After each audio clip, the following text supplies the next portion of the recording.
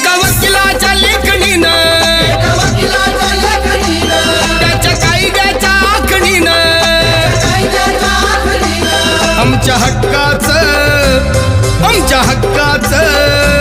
आमच्या हक्काचं लेखन व माय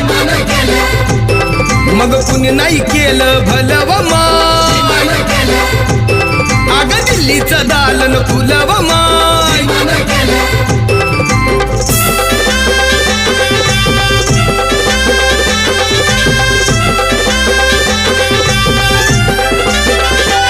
तुमच्या पोरानं शाळेत शिकावं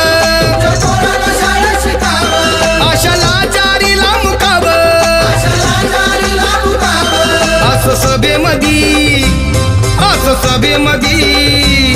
असं सभेमधी भाषण व माय मग कुणी नाही केलं